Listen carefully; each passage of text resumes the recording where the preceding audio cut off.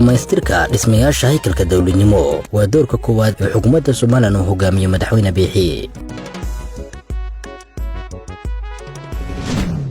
maareynta biyaha iyo budhiga biyo xidhannada dhaamka ugu weyn ee Soomaaliland ayaa la hirgeliyay. kor u qaadista maktabadaha akhriska ee qoraalku waa tallaabooyinka taabagalay. hirgelinta xarumaha kaydka raashinka qaranku waa halbeegyada horumarka.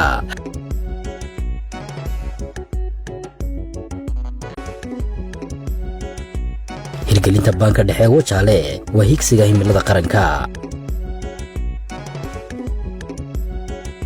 dhismaha ciidamada kahortagga masiibooyinka dabka iyo xarumahoodu waa hirgelinta hogaaminta xukuumadda.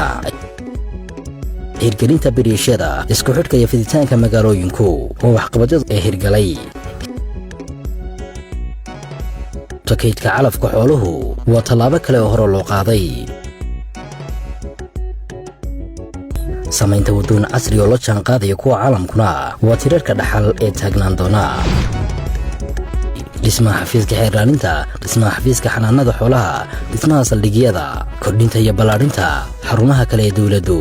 waa waxqabadyadii hirgalay intuu talada dalka hayay madaxweynaha Soomaaliland Muuse Biixi Cabdi. taxanaha barnaamijkan ayaad kaga bogan doontaa waxqabadyadaas iyo kuwa kale oo ka hirgalay magaalada Gabiley ee caasimadda gobolka.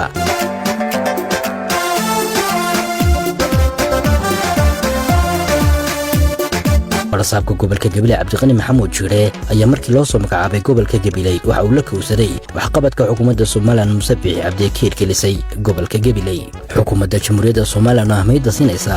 hirgelinta mashaariicaha iyo daboolidda baahida bulshada ayaa waxay gobolka Gabiley ka hirgelisay in ka badan 15 mashruuc kuwaasi oo kor u qaaday hannaanka dawladnimo iyo dhamaystirka xarumihii loogu adeegayay bulshada.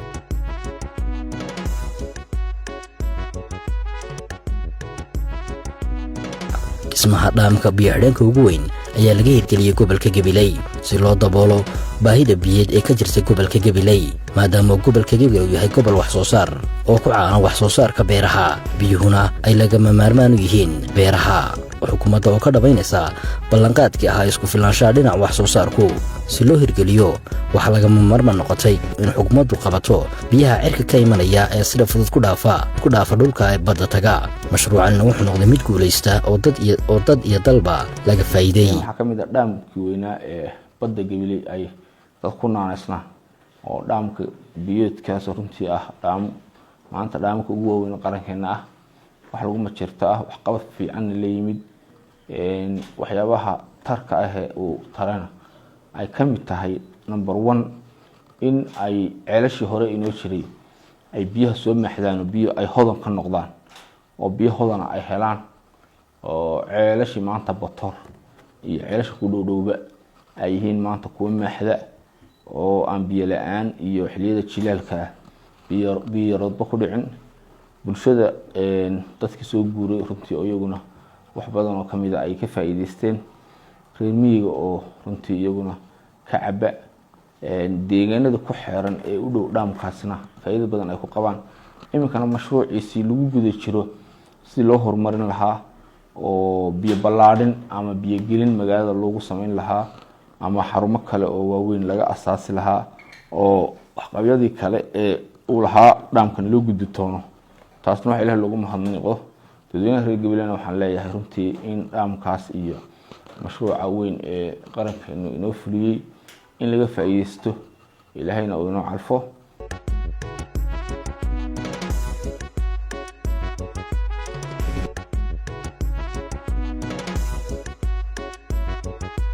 xukuumadda Soomaaliland oo hogaamiyo madaxweynaha Soomaaliland Muuse Biixi Cabdi oo diiradda saaraysa helitaanka iyo dhamaystirka haykalka dawladnimo ayaa waxay gobolka Gabiley ka hirgelisay xarunta qasriga aqalka madaxtooyada ee magaalada Gabiley kaasi oo kor u qaaday dibadda dawladnimo iyo gobolnimo ee Gabiley. waana mashaariica xukuumadda Soomaaliland Muuse Biixi Cabdi ka bilowday gobolada dalka Soomaaliland oo dhan si kor loogu qaado haykalka dawladnimo. waxaa la yidhi maxaa u dambeeyay qodobkaas u dambeeyay Soomaalidu tiraahdayo maalintii madaxweynuhu yimid runtii waxaan xariga ka jarnay xaruntii madaxtooyada Jamhuuriyadda Soomaaliland oo runtii ah xarun casri ah oo bulshada reer Soomaaliland dhanna ay aragtay bulshada reer Gabileyna ay aragtay wax Ilaahay loogu mahadnaqana ay tahay aan uga mahad celinayno runtii madaxweynaha Jamhuuriyadda Soomaaliland iyo dowladda dhexe. xarunta keydka calafka xoolaha ayaa laga hirgeliyay magaalada Gabiley ee caasimadda gobolka. xaruntani waa ta ugu weyn galbeedka Soomaaliland maadaama gobolka Gabiley uu yahay gobolka wax soo saarka Soomaaliland tacabka oo soo saarana uu yahay mid tiro badan ayaa xukuumaddu waxay si iska u dhigtay halkii lagu kaydin lahaa waxa qaranka u soo go'a si halkan ay u noqoto xarunta gurmadka galbeedka Soomaaliland haddii ay yimaadaan abaaruhu. aynu xariga madaxweyne aad nooga jarto xaruntii kaydka qaranka ee gobolka Gabiley oo runtii aad arkayso muddo badan runtii laga soo shaqeynayay waxay ka kooban tahay runtii dhul dhan hal block bay ay ku fadhidaa 90 mitir iyo 48 mitir waa hal block oo deyran waxa ka dhisan laba bakhaar oo waaweyn oo kan aynu galay uu yahay 45 mitir iyo 28 mitir oo dhinaca iyo 45 dhinaca iyo 8 mitir oo dusha ah waxa kale oo isna ku yaala bakhaarka labaad oo isna ah 20 mitir iyo 15 mitir waxa kale oo iyaguna ku yaala xafiisyada aad arkaysaan oo xaruntii laga maamulayay ayaa iyaguna yaala marka runtii talagalkuna waxa weeyaan inaynu kayd ahaan aynu laba qaybood baynu isticmaali doonaa inaynu kayd ahaan u isticmaalo wixii aynu kayd cunto aynu haysano talabaadna waxa weeyaan inaynu u isticmaalo dalaga dadweynuhu ay gobolkan Gabiley gobolka Maroodijeex iyo gobolka Awdalba in laga iibsado dadweynaha si loo dhiirigeliyo wax soo saarkeena oo marar badan ku jaba dadka hadii Ilaahay badankeeda ku leeyahay wax soo saarka ama beeraleyda marka taasna waa la dhigi doonaa halkana loogu talagalay wasaaradda beeraha iyo wasaaradda maaliyadda iyo annaga ka wada shaqeyn doona hadii Ilaahay yiraahdo soo kale halkaas ka madaxweyne ku-xigeenka qaranka Jamhuuriyadda Soomaaliland Cabdiraxmaan Cabdullaahi Ismaaciil Saylici saaka soo bilownayna xaruntii guud ee ku taalay Hargeysa caasimadda aan xadhi ka soo jarno tan xaruntii labaad ay tahay halkan Gabiley ku taala oo u diyaargarowga masiibooyinka dabiiciga meelihii loo gurman lahaa la dhigi lahaa kaydka raashinka la dhigi lahaa hadduu yahay mid dalka ka soo baxa oo laga iibsado maartay mujtamaca Soomaaliya laga iibsado iyo hadday tahay mid macaawin lagu helaba meeshii maartay la dhigi lahaa lagana qaybin lahaa xafiiska xiraalinta gobolkuna waxuu ka mid ahaa xarumaha dawladnimo ee ka dhiman gobolka Gabiley taasina waa la hirgeliyay waxaana ay noqotay xarun shaqaysa oo bulshada loogu adeego maanta waxay ka mid tahay xarumaha ugu quruxda badan ee ku yaala magaalada Gabiley ummadda Soomaaliland oo diiradda saaraysa kor u qaadista fiditaanka iyo isku xidhka magaalada ayaa waxay xukuumadda Soomaaliland hirgelisay bariishka Shariif Cali ee waqooyiga magaalada Gabiley ee caasimadda gobolka kaasoo qayb weyn ka qaadanaya isku xidhka magaalada iyo sidoo kale fiditaanka magaalada waxaana hirgelisay wasaaradda hawlaha guud dhulka guryeynta ee Soomaaliland akhriska qoraalku waa muhiimadaha koowaad ee xukuumadda waxaana Gabiley ka hirgelisay xukuumadda Soomaaliland oo hogaaminaya madaxweynaha Soomaaliland Muuse Biixi Cabdi ee wakiilka uu yahay Cabdiqani Maxamuud Jire dhismaha maktabadda qaranka Gabiley waa maktabadda ugu weyn ee ku taala Soomaaliland waana maktabad loo hirgeliyay hab iyo hanaan casriya taasi oo ka kooban qaybta akhriska qaybta bandhigga buugaagta ee tiyaatarka qaybta library-ga iyo sidoo kale qaybta kafeteriyaha waana mashruuc guulaystay oo maanta midho dhalay kaasi oo Soomaaliland oo dhan maanta ka dhaxeeya maktabadani sida imika la isla og yahay waa maktabadda ugu weyn guud ahaan Soomaaliland sidoo kale waxa la yiraahdaa dhulka Soomaalidu degto waa maktabadda ugu weyn Gabiley waxay sameysay library aad loola dhaco in ay dhalinyaradu gobolada kale ay ku soo hiran karaan oo ay iman karaan yani ay yiraahdaan Gabiley National Library baan bandhig inaan ku soo qabsano doona Soomaaliland kuma taalo dhulka Soomaalida kuma taalo maanta maktabadda eegay runtii aqoon fara badan waan ka faa'iiday sidoo kalena waxaan helay deegaan xasiloon oo wax lagu akhrisan karo oo ku habboon runtii wax akhriska haddii aanad xilli hore iman marmarka qaar waxba dhici karta inaad meelad kaba fadhiistay aad weydo iyadoo maktabaddu xajmi intaa leeg leedahay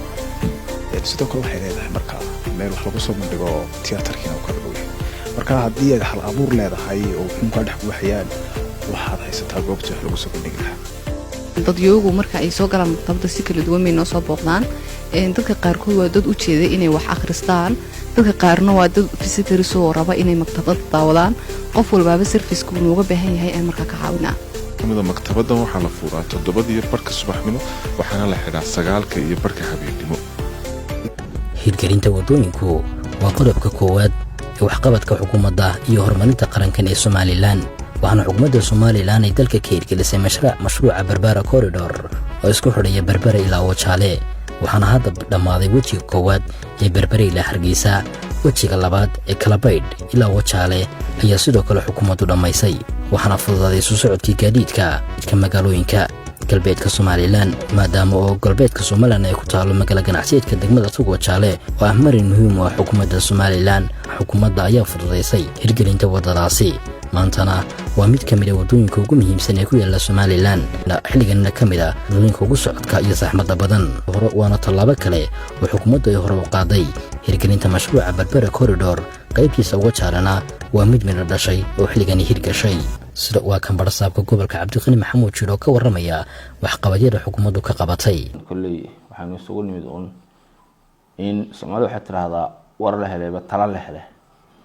in bulshadeena aan runtii la noolnahay maamulka iyo mas'uuliyadda rabbi weyn inuu dhiibay qarankan runtii uu muddo runtii adeersoo waqti badan meel fog laga keenay, maantana meel waxaan marayo in la helo in runtii aan wixii la gaadhay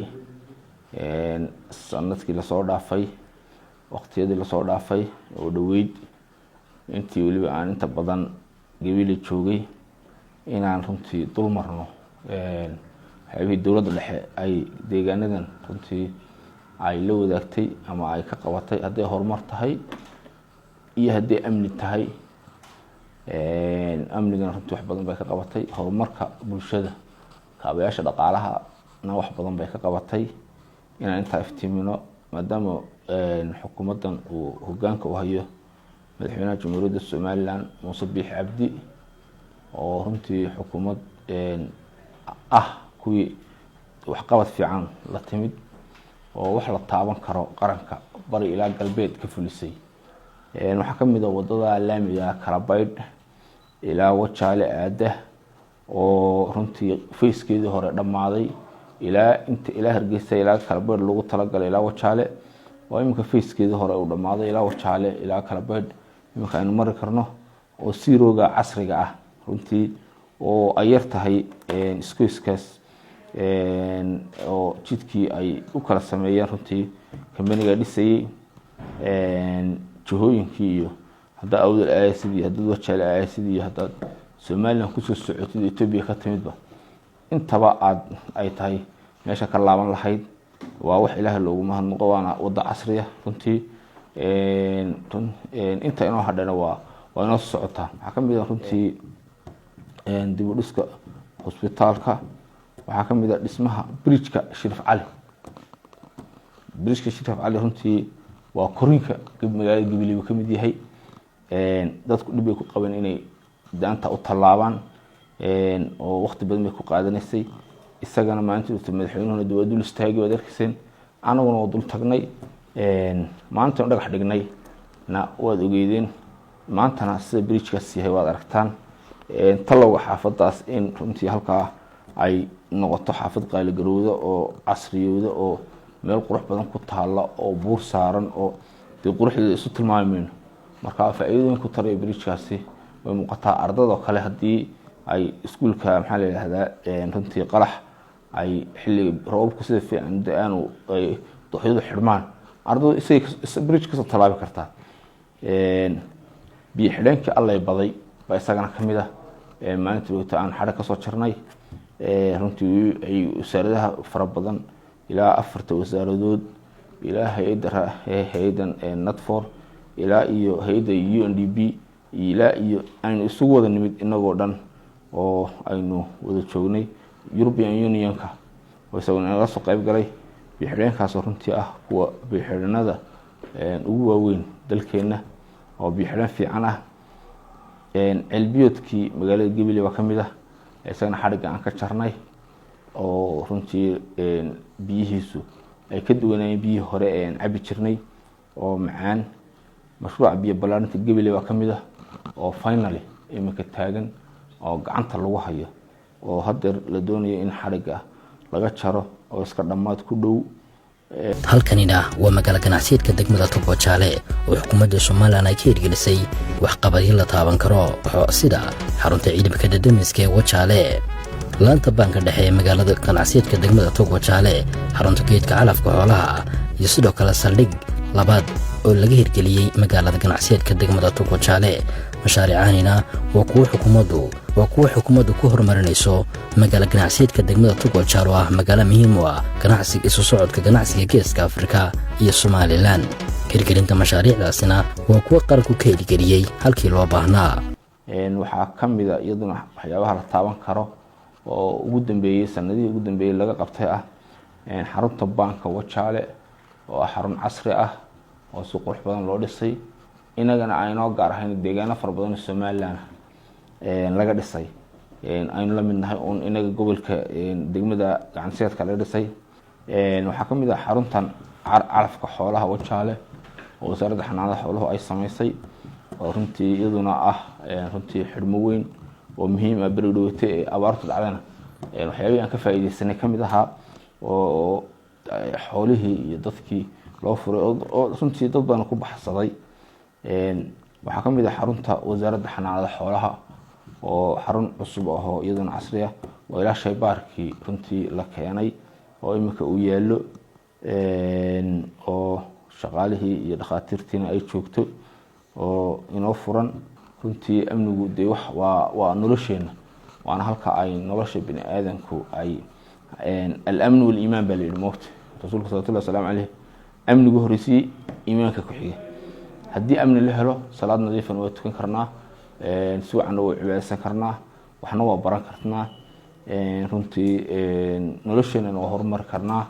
guriyihii waa dhisan karnaa wadooyinka waa samaysan karnaa waana ismaamuli karnaa marka amnigu waa waxa ugu horeeya dawladana priority buu yahay runtii marka xarunta dandamiska Wajaale oo iyaduna runtii dhawaan la dhisay oo runtii horumarinta ku socoto oo meel fiican maraysa magaalo ganacsiyeedda aad bay muhiim u tahay waxaa ka mid ah xiraalinta gobolka Gabiley oo runtii xiraalin casri ah oo dhismo wanaagsan loo dhisay oo runtii aan sabab inooga fogeyn markii la dhagax dhigay markii runtii la furayna ay aad isugu dhow yihiin jeelka weyn baa ka mid ah oo runtii isaguna maadaama jeelkeenu uu jeelasha kale Jamhuuriyadda Soomaaliland ka duwan yahay inta badan in dumarka uu yahay jeelka ugu fiican ee lagu xiro maadaama halkan environment-keeduna degan yahay magaalo qabow wanaagsan ay tahay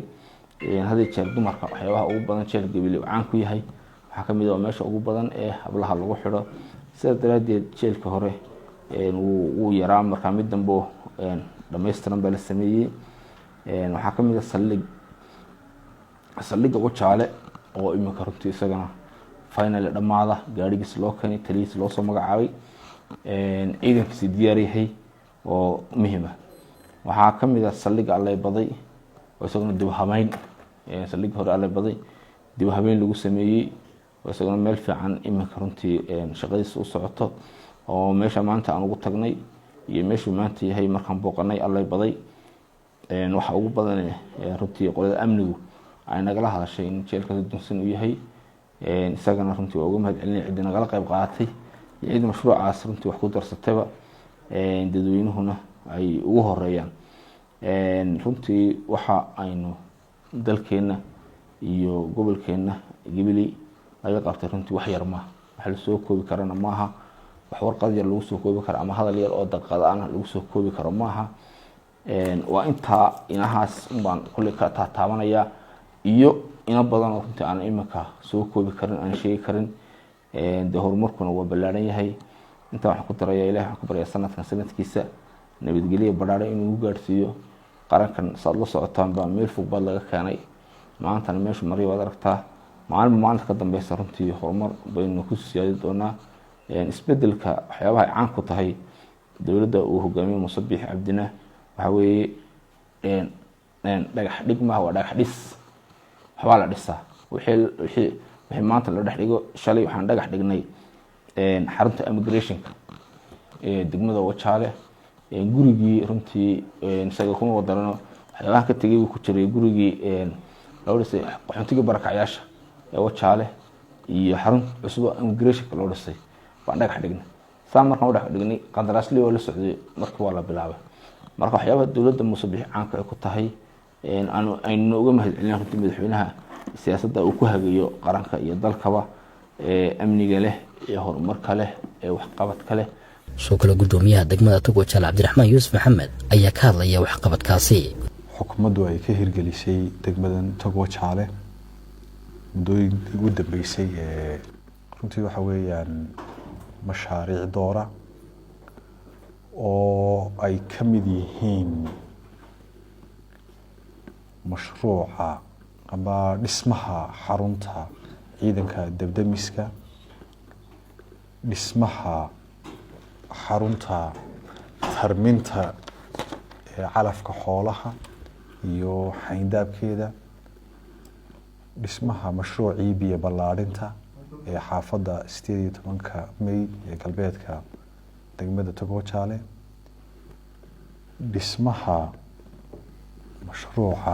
dhismaha xarunta bangiga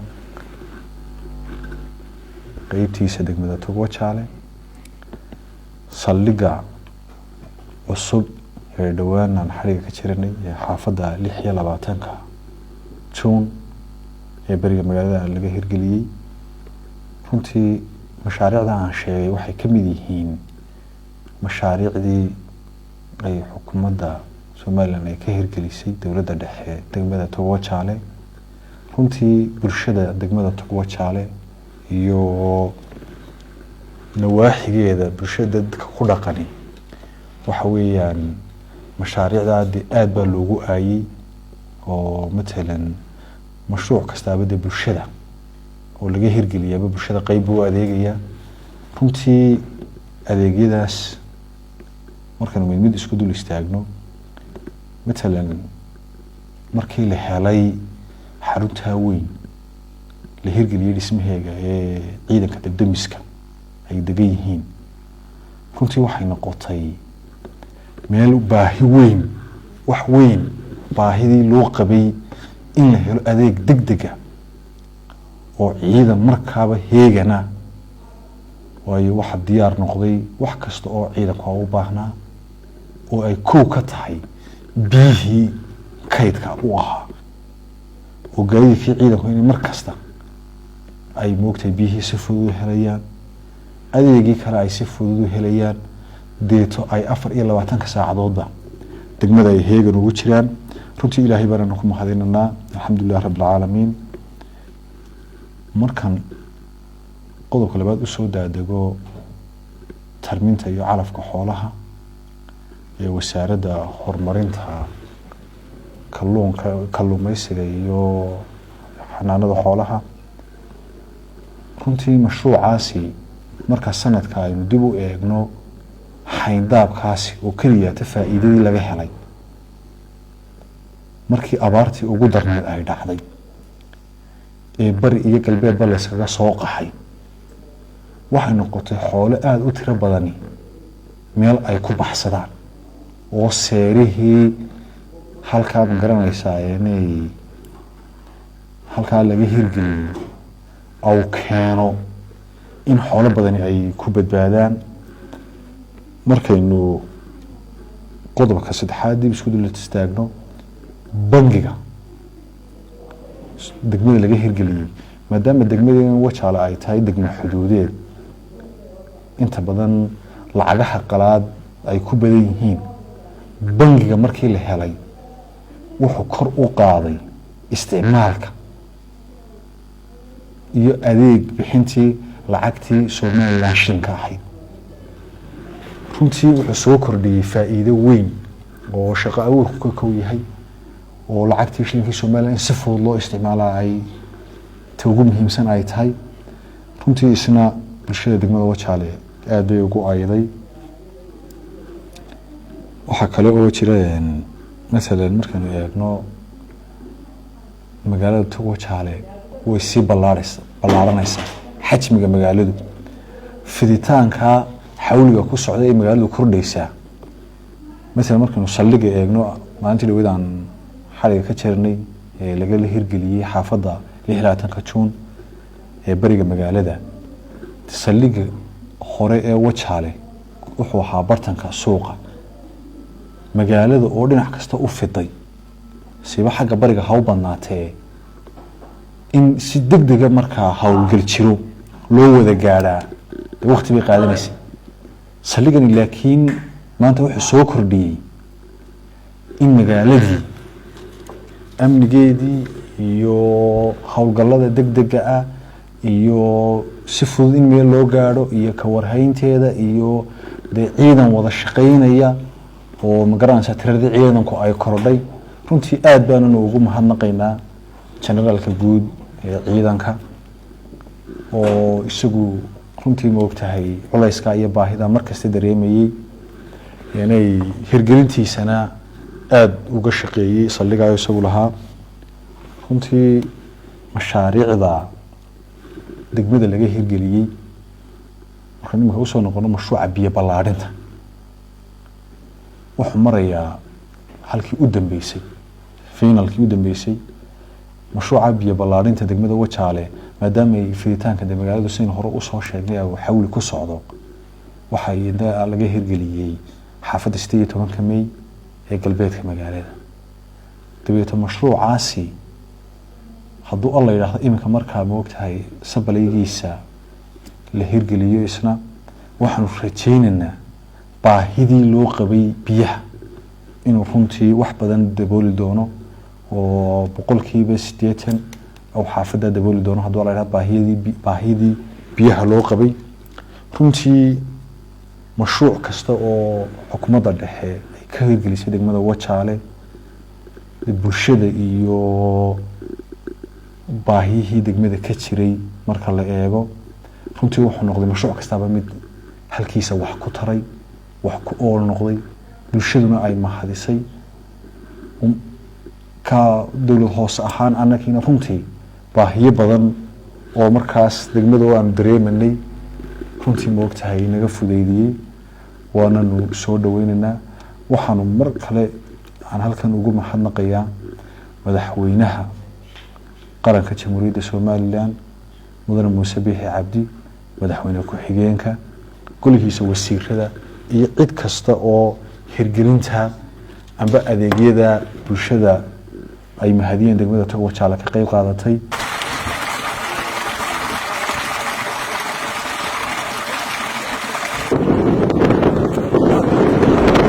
halkanina waa degmada Allaybadi ee gobolka Gabiley oo xukuumadda jamhuuriyadda Soomaaliland ay ka hirgelisay biyo xidhan weyn kaasoo loogu talagalay kaasi oo laga jawaabayo baahida bulshada ee biyo la'aanta Allaybadina waxay noqotay magaalo maanta leh biyo ku filan sidoo kale Allaybadi ayaa laga hirgeliyey oo saldhig booliis oo cusub oo kor u qaadaya amniga gudoomiyaha degmada Allaybadi ayaa sidoo kale ka waramaya cilmiyoodkani maanta waxaynu u joognaa furitaankii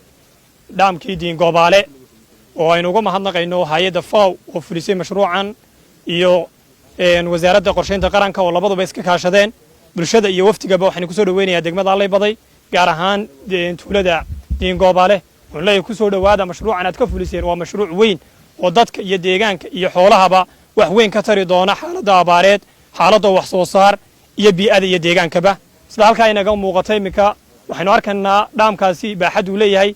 waxaan rajaynayaa insha Allah inuu yahay dhaam dad badan ay ka faa'iideysan doonaan meelo kala duwanna looga iman doono sida aynu ka wada warqabno deegaankani ma haysto ceelal ama riigag inta ku xeeran deegaankan marka waxaan oran karnaa meeshani goobtani waa goob ku haboon oo ku haboonayd in biyo inta leeg loo qabto dad badanna waxay uga iman doonaan deegaano kala duwan maanta wada aragtaa meel walba dhan biyud baa laga dhagaxisay biyihii sare ee Ilaahay ina siinay baa la qabanayaa markastoo dhaam la sameeyo biyo la qabtana ilaa ceelasha soo maaxanay oo faa'iidooyin badan baa laga helaa biyihii iska galiyay badda ama meel iska aadayna waxa weeye qayb ka mid ah qabsanay waa Ilaahay maadi hal dhaam oo la sameeyay salahan dhaamka amaanta Allaybadi ka soo furnay kunto kuna foosto wax ku dhow qaada waxa laga yaabaa sanadka dhan biyihii la dhaaminayay inay kunto kuna foosto ah baa laga yaabaa marka sanadka dhan biyihii dhan la dhaaminayay abaaraha loo dhaaminayay inaysan inta gaarin baa laga yaabaa ama wax yar dheyn ama ka yaraadan marka taa wax garaysa markasta oo waliba dhaamka ugu yarar ku jira hadii dhaam kasi weyn la sameeyna oo ka soo cunaan lahaa marka mashaariicda horumarsan runtii dalka iyo deegaanka waa laga qabtay ilaahay baynu ku mahadinaynaa in ilaahay halkaas uu horumarkeeda iyo wanaageeda uu inoo siyaadiyo aad baad mahadsantahay oo kale deegaanka xuushile ee gobolka ayaa wasaaradda caafimaadka Soomaaliland ay ka hirgelisay xarun caafimaad oo kor u qaadaysa adeega caafimaadka ee deegaanka xuushile oo xukuumadda Soomaaliland ay kaga jawaabiso baahida bulshada deegaankaasi xukuumadda noo dhistay dawladda shaqaaleeda dhammaan wada mahadnaqana aad iyo aad baan ugu mahadnaqanaa dumarka dhibaato badan baa haystay meesha maadaama meesha miyay tahay taray dheer bala mari jiray dadkii oo gaadhay haysan wax dhibaato badan baa naga soo martay meesha ilaaha laga furtaan horta marka koowaad mahadnaqana marka labaadna xukuumadda intii taageertay Allah barakeeyo dawladda calankiyo ciidana Allah barakeeyo wasaaradda noo keentay caafimaadka wasiirkii baa isagoo wada noo keenay runtii gacanta nagaga soo riday ilaahay baa maxad ku leh isaguna waan ugu hambalyeynaa sida daawadayaal intaynu barnaamijkan iyo barnaamij kamid isugu iman doono anigoo ayaan la xaajiya waxaan idinkaga tegayaa salaamullaahi calaykum waraxmatullaahi tacaala wabarakaatuh